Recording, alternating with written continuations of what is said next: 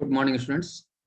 तो हम लोगों ने कल ये पढ़ लिया था कि रेट ऑफ रिएक्शन क्या होता है। अब हम लोग रेट ऑफ रिएक्शन किस किस बात पे डिपेंड करता है इसकी बात पढ़ने जा रहे हैं। तो हेडिंग डालेंगे, rate of reaction depends upon, rate of reaction क्या बताई थी, हिंदी कल बताई थी मैंने, अभिक्रिया की दर। तो rate of reaction depends upon,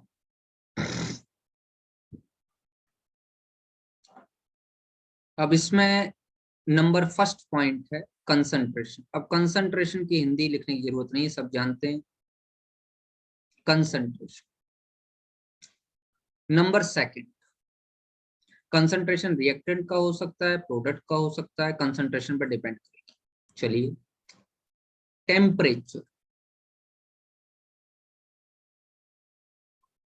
number C, catalyst. Catalyst मतलब उत्प्रेरक।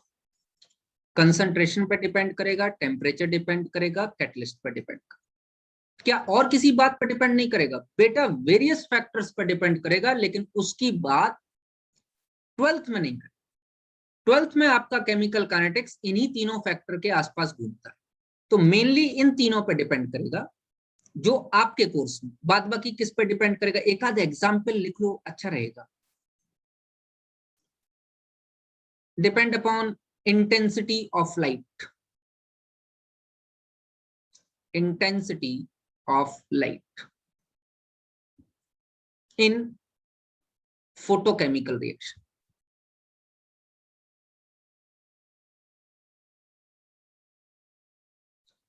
ये सिर्फ समझ लो, इसमें कुछ करना नहीं है, आपको ज्यादा अकल नहीं लगानी। इंटेंसिटी, लाइट की इंटेंसिटी पे डिपेंड करेगा।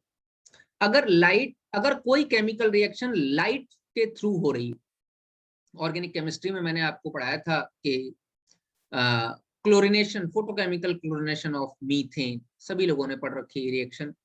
क्लोरीन के साथ मीथेन की reaction in presence of HNO, intensity of light पे डिपेंड करेगी। अगर जो है रेडिएशंस पे डिपेंड करेगी। अगर न्यूक्लियर रिएक्शन,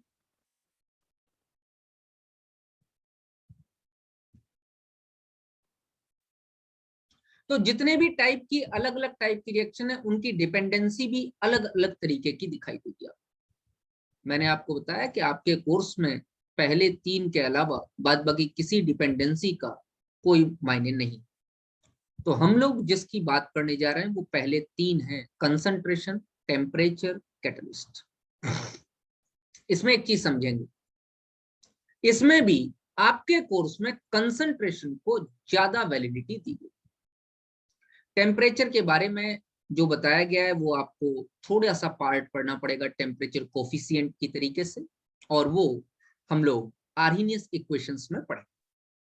तो सबसे पहले कंसंट्रेशन पे कैसे डिपेंड करता है इसकी बात कर लेते हैं। लिखिए,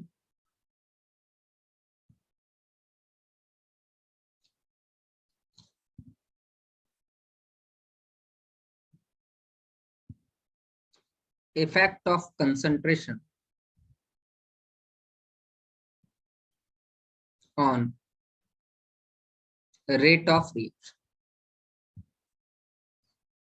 हिंदी में कह सकते हो अभिक्रिया की दर पर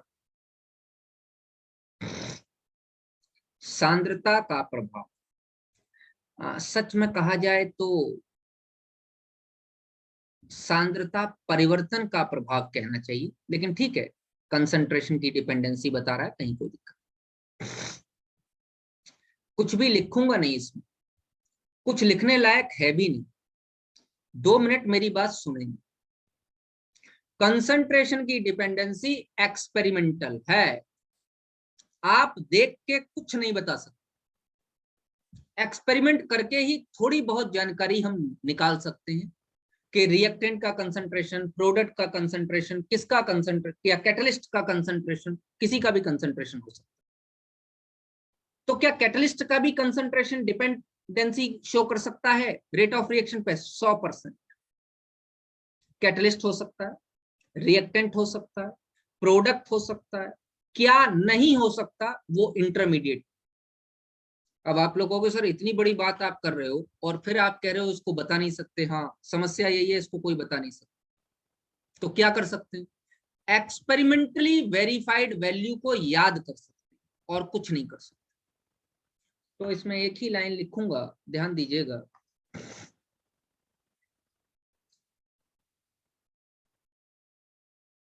it is a very very complicated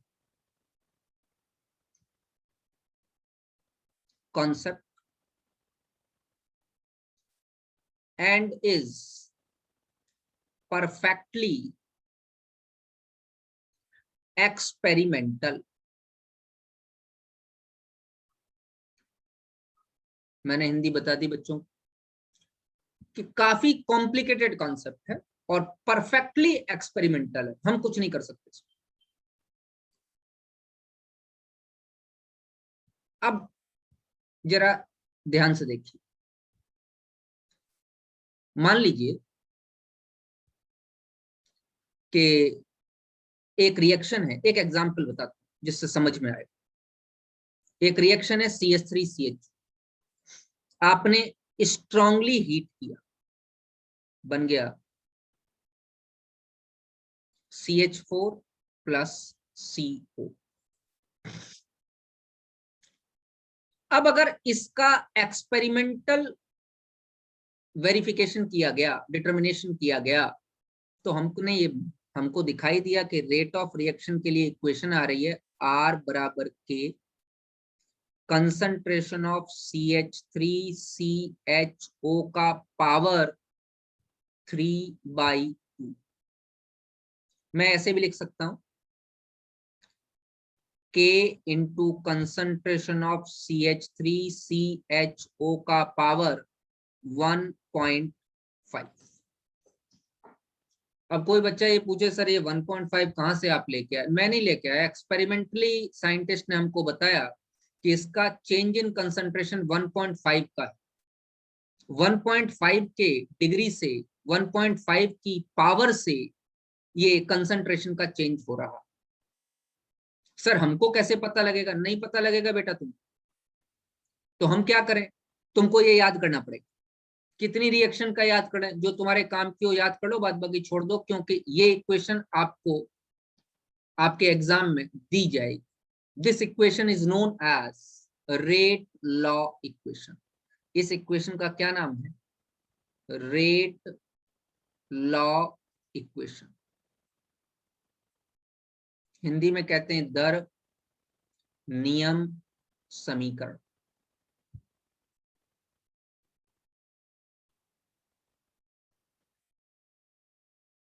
note,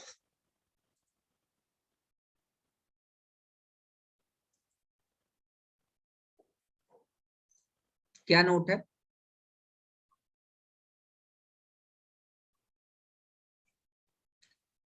on addition of powers present in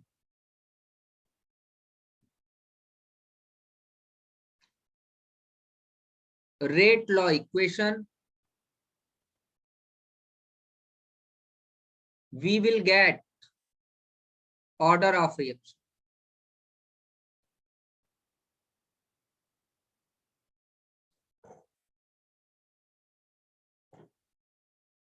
जैसे ध्यान दो, आपने कहा CH3CHO से CH4 प्लस CO बन रहा है हीट करने पर, और R बराबर K कंसंट्रेशन ऑफ CH3CHO का पावर 1.5 आ रहा है। सिर्फ CH3CHO का ही कंसंट्रेशन इफेक्टिव है और 1.5 टाइम्स इफेक्टिव। तो ये रेट लॉ इक्वेशन, दर नियम समीकरण।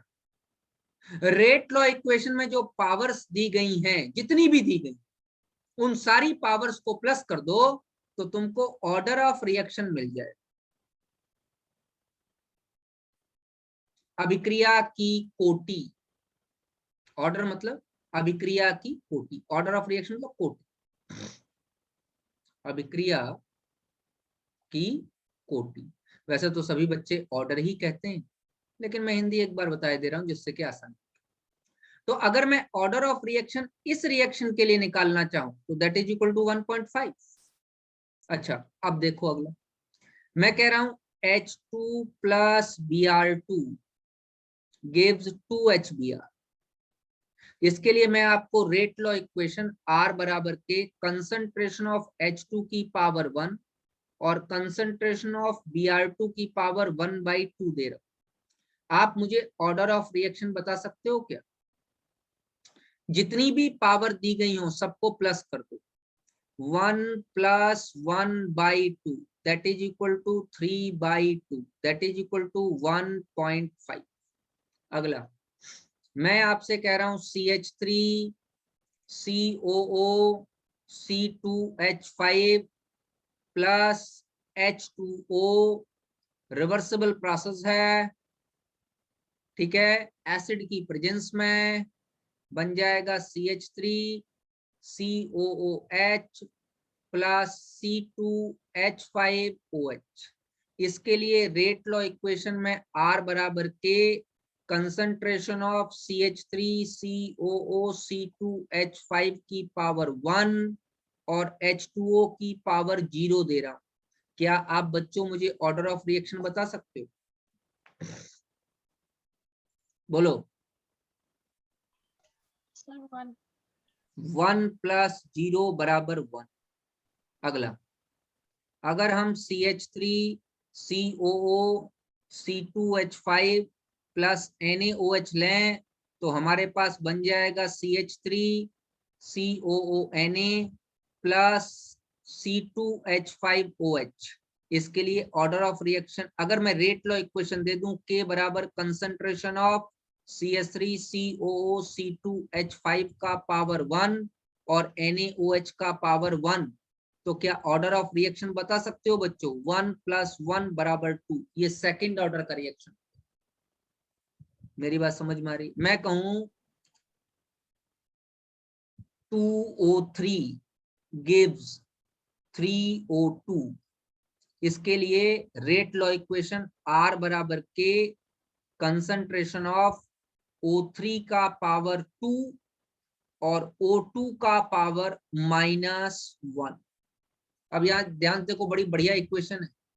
बाद बाकी सब में तो आपको रिएक्टेंट ही दिखाई दे रहे थे रेट लॉ इक्वेशन में, इसकी रेट लॉ इक्वेशन में प्रोडक्ट भी आ रहा। अच्छा, ऑर्डर ऑफ रिएक्शन कितनी हो जाएगी? 2 - 1 2 - 1। सारी पावर को प्लस करना है तो ऑर्डर ऑफ रिएक्शन 1 आ जाएगी, फर्स्ट ऑर्डर की रिएक्शन। अब आपका एक सीधा सीधा क्वेश्चन होगा, अधिकतर बच्चों का मुझसे ये क्वेश्चन होता है कि सर आपको ये इतनी सारी कैसे याद है? रोज पढ़ाता हूँ, याद है भैया, आपको भी याद हो जाएंगे। जितनी काम की है याद है, और कितनी याद है काम की होती है वो याद कर लेते हैं। हम भी कर सकते हैं, बिल्कुल आप भी कर सकते हो। जितनी काम की है याद कर लो। जरूरत है, जरूरत तो नहीं, दी जाएगी, लेकिन हाँ याद करने से थोड़ा सा जो है कॉन्फिडेंस डेवलप हो जाता है, थोड़ा सा ज्यादा समझ में आता है बस। लेकिन बहुत ज्यादा इसको रटने की जरूरत नहीं है, क्योंकि बिना रेट लॉ इक्वेशन दिए कोई भी आदमी आपसे ऑर्डर ऑफ रिएक्शन पूछ नहीं सकता। ऑर्डर ऑफ रिएक्शन बताया ही नहीं जा सकता। ऑर्डर ऑफ रिएक्शन एक तरीके का एक्सपेरिमेंटल डाटा है। अब यहाँ पर एक पॉइंट लिख सकते हैं, क्या लिख सकते हैं?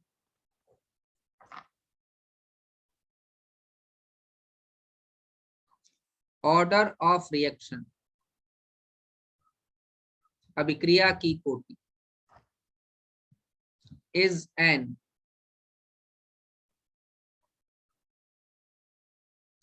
experimental data and cannot be determined by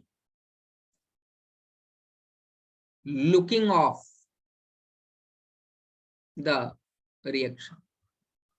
looking of the reaction मतलब किसी भी रिएक्शन को देख के नहीं बता सकते आप। ऐसे ही किसी रिएक्शन को आप देख रहे हो और उसके बाद उस रिएक्शन का ऑर्डर ऑफ रिएक्शन आप निकालना चाहते हो, ये पॉसिबल नहीं। एक्सपेरिमेंटल डाटा है, इसीलिए रेट लॉ इक्वेशन दी जाएगी और उस रेट लॉ इक्वेशन को देख के ही आप निकाल सकते हो। उसमें देखोगे क्या, कुछ नहीं करोगे, उसमें पावर्स को प्लस कर दो। अच्छा, पावर को प्लस करने पर हमको क्या समझ में आया? समझ में ये आया कि ऑर्डर ऑफ रिएक्शन में बी क्या क्या हो सकती है, पॉजिटिव हो सकती है, निगेटिव हो सकती है, जीरो हो सकती है, फ्रैक्शनल हो सकती है।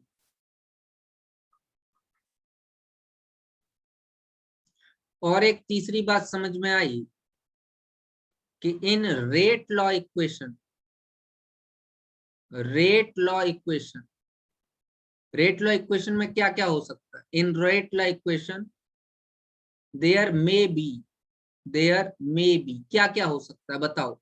रिएक्टेंट हो सकता है,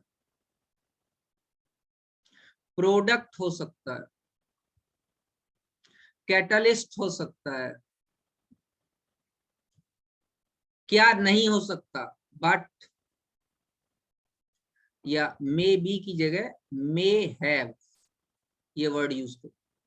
क्या क्या हो सकता है? बट रिएक्टेंट हो सकता है, अभिकारक, प्रोडक्ट हो सकता है, उत्पाद, कैटलिस्ट हो सकता है, उत्प्रेरक, बट नेवर बी इंटरमीडिएट, मध्यवर्ती। किसी रिएक्शन का इंटरमीडिएट नहीं हो सकता। ऑर्डर ऑफ रिएक्शन में, सॉरी, रेट लॉ इक्वेशन में आपके पास क्या क्या हो सकता है? रिएक्टेंट हो सकता है, प्रोडक्ट हो सकता है, कैटलिस्ट हो सकता है, लेकिन इंटरमीडिएट नहीं हो सकता। और चौथा point, the order of reaction, अभिक्रिया की कोटि, with respect to, with respect to any of the one, किसी भी एक के रिस्पेक्ट में बी निगेटिव। यहां सिर्फ निगेटिव की बात कर, तो क्या ऑर्डर ऑफ रिएक्शन निगेटिव हो सकती है? हाँ, किसी एक के रिस्पेक्ट में निगेटिव हो सकती है, बट परंतु total order of any reaction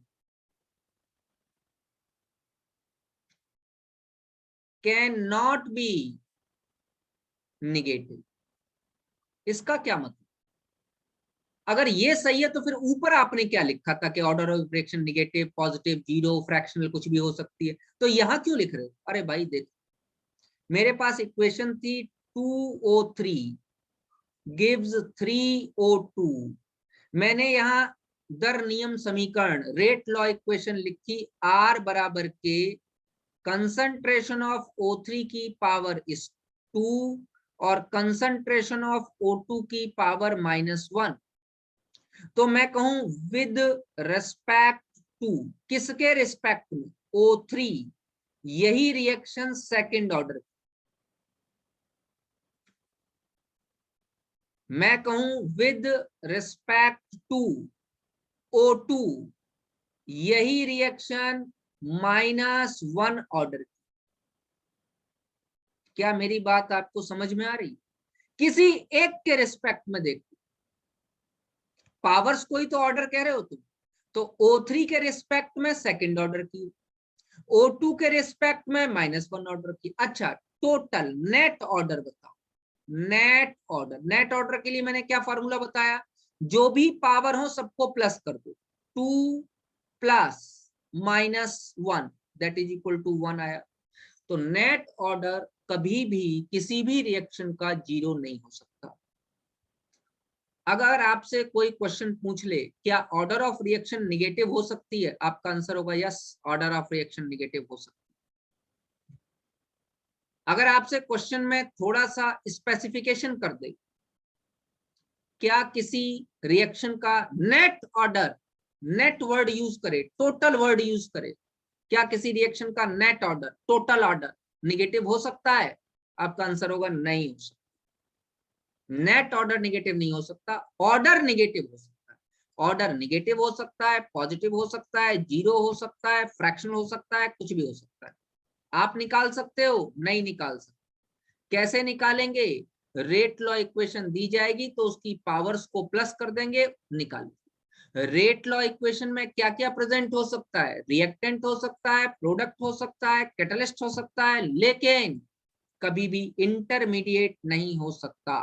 अभिकारक हो सकता है, उत्पाद हो सकता है, उत्प्रेरक हो सकता है, लेकिन किसी अभिक्रिया का मध्यवर्ती उसमें उपस्थित नहीं हो सकता। चलिए भैया, ये तो हमारी कहानी ऑर्डर ऑफ रिएक्शन के बारे में। अब यहाँ पर एक दो चीजें और समझ लेनी चाहिए।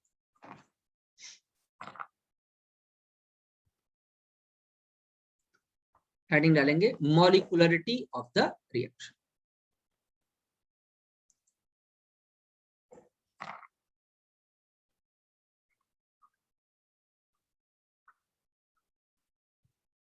मॉलिक्युलरिटी ऑफ द रिएक्शन की मॉलिक्युलरिटी कैसे? अभिक्रिया की आणविकता। बेटा थोड़ा हिंदी लिखने में मेरी स्पेलिंग गलत हो सकती है, तो आप लोग हिंदी ध्यान दें। आणविकता देख लेना यार, स्पेलिंग हिंदी की स्पेलिंग गलत हो सकती है मेरी भाई।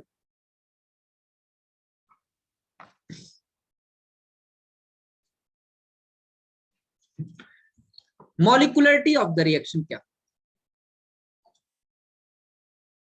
इसको समझने के लिए एक दो पॉइंट एक्स्ट्रा बता रहा हूं। 12th की किताबों में एक चीज लिखी है कि molecularity of the reaction is theoretical data, ये कैलकुलेट किया जा सकता है। एग्जैक्टली जो रिएक्शन है उसके दो पार्ट, एक सिंगल स्टेप। सिंगल स्टेप मतलब एक ही पद में पूरी हो जाती, इसको सिंपल रिएक्शंस कहते हैं। या एक बहुत बढ़िया वर्ड लिखा रहा हूं, वो लिखो, सिंपल की जगह अच्छा वर्ड लिखो जो आजकल इस्तेमाल हो रहा है, इसको एलिमेंट्री रिएक्शन कहा जाता है। अब एलिमेंट्री कोई हिंदी नहीं है भाई,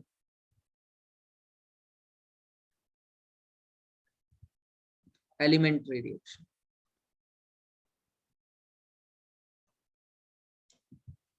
और एक है मल्टी स्टेप। मल्टी स्टेप इनको कॉम्प्लेक्स रिएक्शंस कहा जाता है।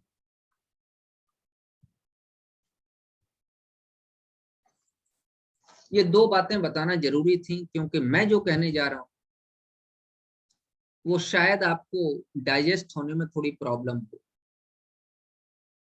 हर जगह आप देख रहे हो लिखा है अभिक्रिया की आणविकता को हम सैद्धांतिक रूप से निकाल सकते हैं।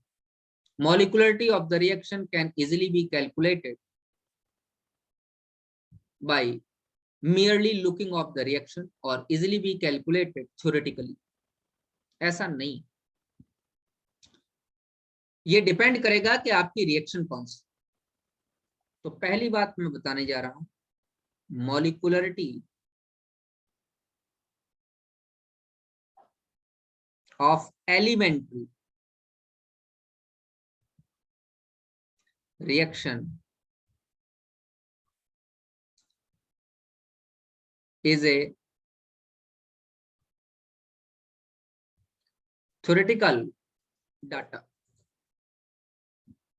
theoretical data मतलब देख के निकालिए, theoretical data।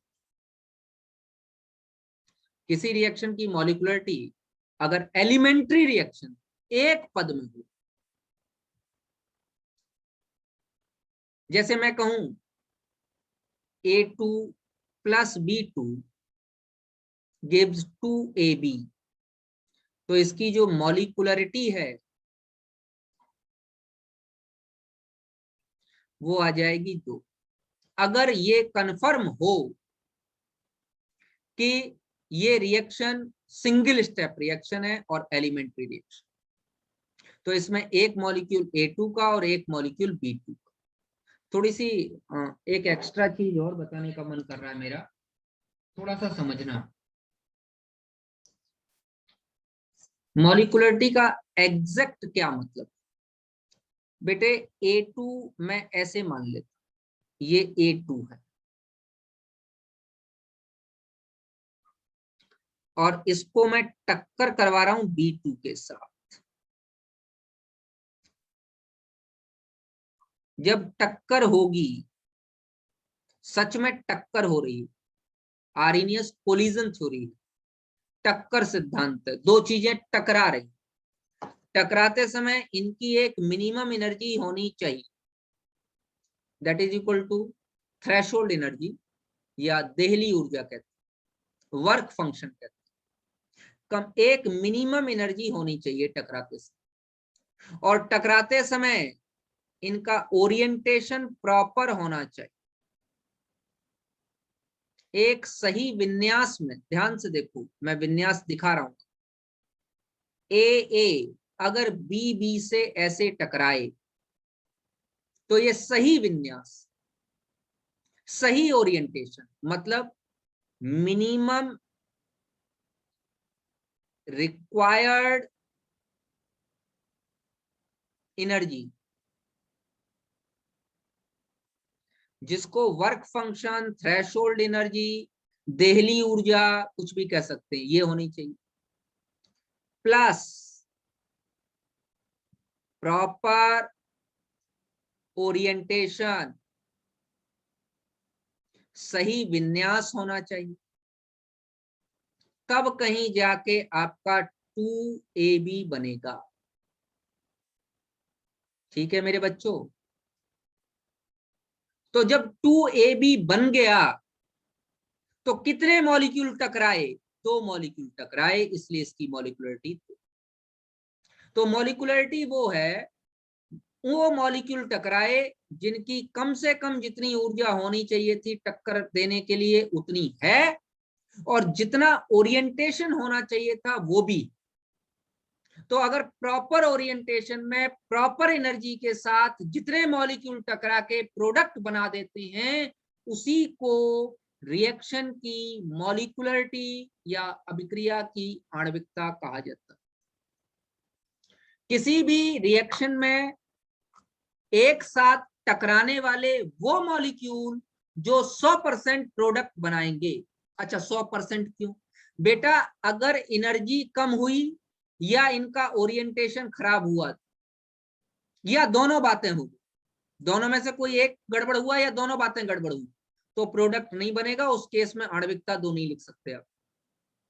तो वो मॉलिक्युलरिटी 2 जो कह रहा है वो किसको कह रहा है कि जब आपस में रिएक्शन हुई तो जितनी मिनिमम एनर्जी चाहिए थी उतनी मिनिमम एनर्जी मिली, और जिस ओरिएंटेशन में टक्कर होनी चाहिए थी उसी ओरिएंटेशन में टक्कर हुई। तो जितने मॉलिक्यूल मिलके ये काम कर रहे हैं उसको किसी रिएक्शन की मॉलिक्युलरिटी कहा जाता है।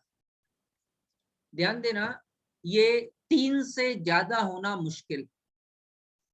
क्यों? एक साथ एक ही पॉइंट पर 3 से ज्यादा पार्टिकल सेम एनर्जी के साथ टकराएं, ये मुश्किल है। क्यों? स्टेरिक हिंड्रेंस, त्रिविम विन्यास बाधा, बहुत ज्यादा स्टेरिक हिंड्रेंस हो जाएगा। तो 4 मॉलिक्यूल 5 मॉलिक्यूल एक साथ एक समय एक ही और सही ओरिएंटेशन में एक ही पॉइंट पर टकरा जाए, ये मुश्किल। तो मॉलिक्युलरिटी अधिकतर ज्यादा से ज्यादा 3 होती है। मैं मना नहीं कर रहा, बहुत रेयर केसेस में कभी 4 भी हो सकती है, लेकिन वो rarest of the rare case. तो अगर आपसे पूछा जाए कि सामान्यतया जनरली मॉलिक्युलरिटी का मैक्सिमम वैल्यू कितना है, तो आप कहोगे 3। Generally the molecularity is never found more than 3। 3 से ज्यादा मिलना थोड़ा मुश्किल। चलिए, अच्छा कॉम्प्लेक्स रिएक्शन हो तो एलिमेंट्री रिएक्शन में तो मैंने बता दिया, ये थ्योरेटिकल डाटा है और इसमें देख के बता सकते हो जितने मॉलिक्यूल टकरा रहे हैं उतना मॉलिक्युलरिटी। अच्छा, अगर एलिमेंट्री की जगह कॉम्प्लेक्स रिएक्शन ले लूं तो क्या होगा, ध्यान देना। अगर मैं कॉम्प्लेक्स रिएक्शन ले लूं तो क्या होगा, देखिए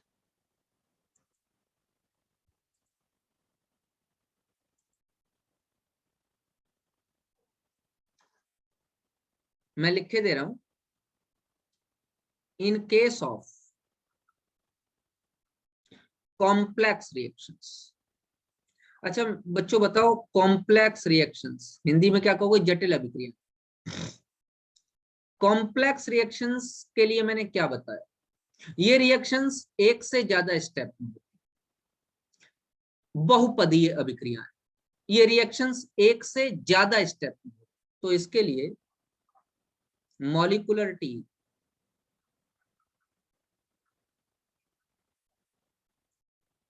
becomes an experimental data। मतलब अब देख के नहीं बता सकते, और सबसे मजेदार बात यह है कि कई सारे स्टेप्स में हो रही हैं, तो each step has its own molecular,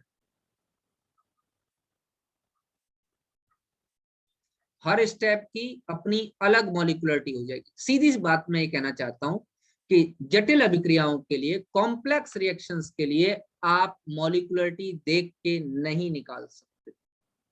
अगर एलिमेंट्री रिएक्शन है तो उसके लिए निकाल सकते हैं, कॉम्प्लेक्स के लिए नहीं। तो अब आपके सामने समस्या हो गई, आप कहोगे सर आपने तो कंफ्यूज कर दिया। अब अगर हमारे क्वेश्चन में ये आ जाए क्या मॉलिक्युलरिटी हम देख के निकाल सकते हैं, हाँ इसका आंसर यस हो। अब आप कहोगे सर ऐसा क्यों, आप तो कह रहे हो नहीं निकाल सकते। ये कहाँ लिखा है कि कॉम्प्लेक्स रिएक्शंस के लिए देख के निकाल सकते हो या नहीं निकाल सकते। आपसे तो ये लिखा है क्या मॉलिक्युलरिटी देख के कभी भी निकाली जा सकती है क्या, तो आपका आंसर है यस, निकाली जा सकती है। क्यों, सिंपल रिएक्शंस के लिए, एलिमेंट्री रिएक्शंस के लिए, एक स्टेप में होने वाली रिएक्शंस के लिए निकाल ही रहे हो, कॉम्प्लेक्स के लिए नहीं निकाल पा। अच्छा, order of reaction, order of reaction तो तुम सिंपल के लिए भी नहीं निकाल सकते। ऑर्डर ऑफ रिएक्शन के लिए तो आपको रेट लॉ इक्वेशन दी ही जानी चाहिए। तो इन दोनों अंतर को समझिए। ऑर्डर ऑफ रिएक्शन काफी कॉम्प्लेक्स है, मॉलिक्युलरिटी एलिमेंट्री रिएक्शंस के लिए निकाल सकते हो, कॉम्प्लेक्स के लिए नहीं निकाल सकते। इसलिए किताबों में लिखा हुआ है कि order of reaction is a experimental data while molecularity is a theoretical data. Order of reaction एक एक्सपेरिमेंटल डाटा है, जबकि मॉलिक्युलरिटी एक थ्योरेटिकल डाटा है। एक और पॉइंट,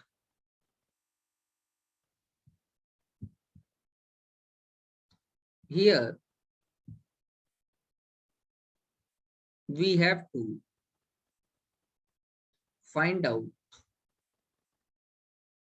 the RDS step,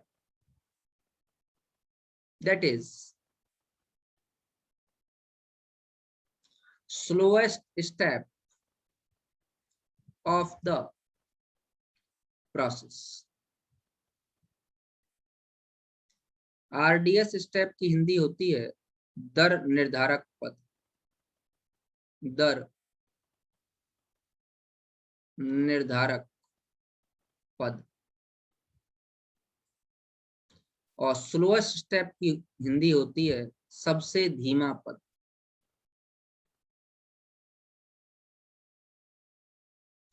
कहने का मतलब, मॉलिक्युलरिटी कॉम्प्लेक्स रिएक्शंस की कैलकुलेट करने के लिए आपको मैकेनिज्म का सबसे धीमा पद, स्लोएस्ट स्टेप की जानकारी होनी चाहिए, जो कि आरडीएस स्टेप होगा, तो आप मॉलिक्युलरिटी निकाल पाओगे। ये बेटा जनरली आपके उसमें थोड़ा सा एक्सप्लेनेशन है एनसीईआरटी में, उसको भी आप लोग पढ़िएगा।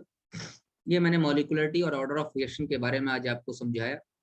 इसके बाद हम लोग first order, second order, first order और जीरो ऑर्डर जो आपके कोर्स में, इनके बारे में पढ़ेंगे, हाफ लाइफ के बारे में पढ़ेंगे, और इंटीग्रेटेड रेट लॉ इक्वेशन के बारे में पढ़ेंगे अपनी नेक्स्ट क्लास में। ठीक है, थैंक यू।